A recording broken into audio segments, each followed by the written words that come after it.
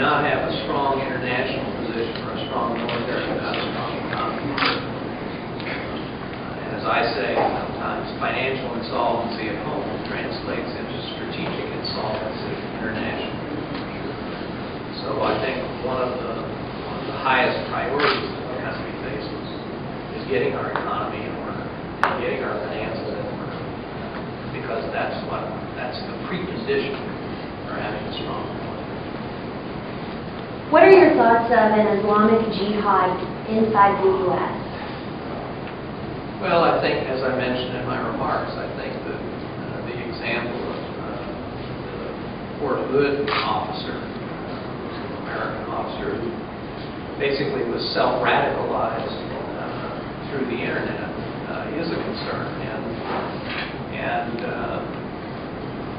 there is a particular focus on both the United Kingdom and the United States, part of Al-Qaeda, to try to encourage that. So I think it is a concern. I think we have to see it in context. I think the numbers are incredibly small. As we saw at Fort Hood, one person could do a lot. We heard you down there, but we didn't get to film it. If you could kind of explain again, go through some of the threats, some of the biggest threats to the U.S. Well, I don't have enough time. And I think one of the problems that we face that is different from the Cold War is that we face a number of different challenges. China's rise, North Korea, Iran, the whole Middle East, Syria,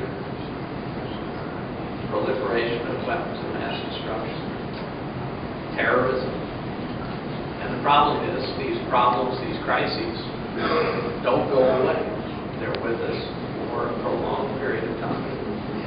And you have to balance, it's basically a juggling act for those at the top level of government in terms of how you deal with all these challenges simultaneously. And the list just keeps going. It's cyber, piracy, you name it.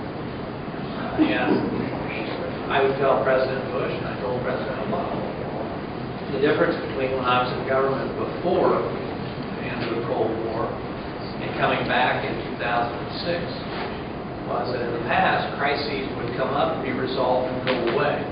Now nothing ever goes away.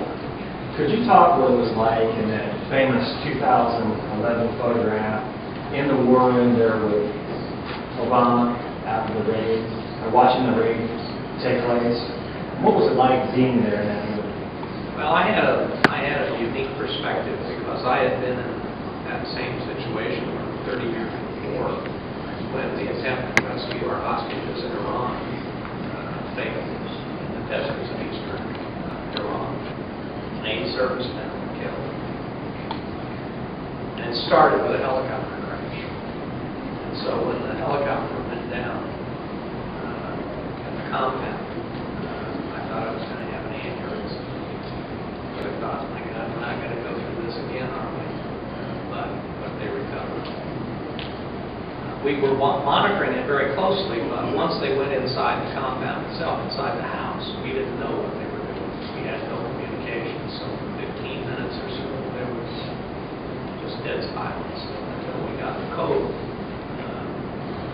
Geronimo, EKIA, enemy kill detection. And then, even then, there wasn't any kind of a celebration or high fives or anything like that, because it was obviously gratifying to get him, but we need to get the team and him out of Pakistan as well. And that was a very complex operation, and that took about another hour and a half. And frankly, I think, there never was any sort of celebration, spiking the ball or whatever. I think everybody, frankly, ended up with just too emotionally drained. And the president had to go out and make the announcement so that people were focused on what the statement would say and so on.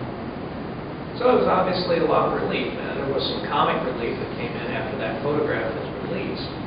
I got a photoshopped version of it that showed all of us at the table in superhero costumes. So the president was dressed as Superman, Biden was Spider-Man, Hillary was, as you would expect, Wonder Woman. And for some reason, I was the Green Lantern. But that picture, that Photoshop picture was also what persuaded me, and I was able to persuade the president not to release the photographs of that body. As I said, this one is amusing, but they could do things to this photograph that would be so disrespectful that it would inflame people across the Middle East and potentially put our troops at risk. Would you characterize the Council on American Islamic Relations as a front for a terrorist organization such as Hamas? I have no idea. Don't know anything about it. You touched on it again down there, but kind of speak again on, we've had a lot of presidential debates lately and people are looking at different issues, but what do you think is important for us to look for in the next president? Well, what I told the audience, and particularly the students, was that there is nothing, I worked for 8 presidents, and there is nothing that can compare you to being president of the United States. And so I think at the end of the day, what people need to look for is character and temperament. Supreme Court Justice Oliver Wendell Holmes Jr. in the early 1930s said of Franklin D. Roosevelt, he has a second-rate intellect and a first-rate temperament. I think that's just right for American presidents. The temperament is really important, temperament and character. I think that rather than specific skills or specific, command of specific issues and so on is the first one. The others aren't as important, but character and temperament are most important.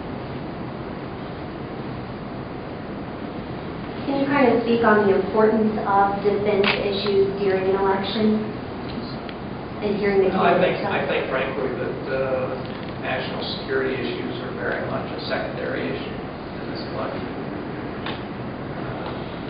It's quite evident that the biggest concern of most Americans is the domestic economy, and that's where everybody's focus is.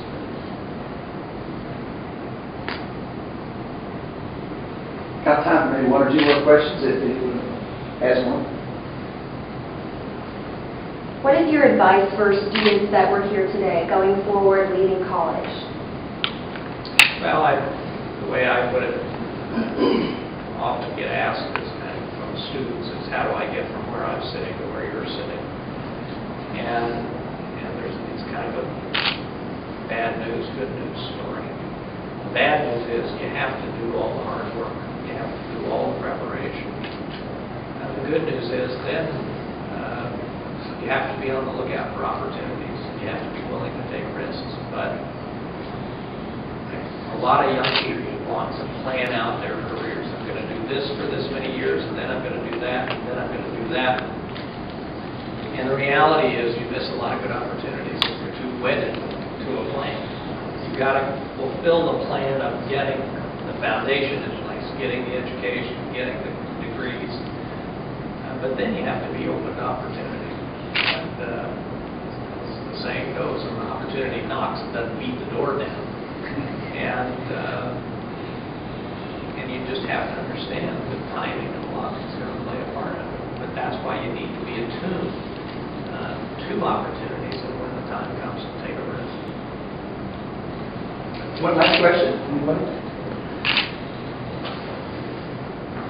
Okay, Dr. Gates, we'll take it. Work you down here. Thank you.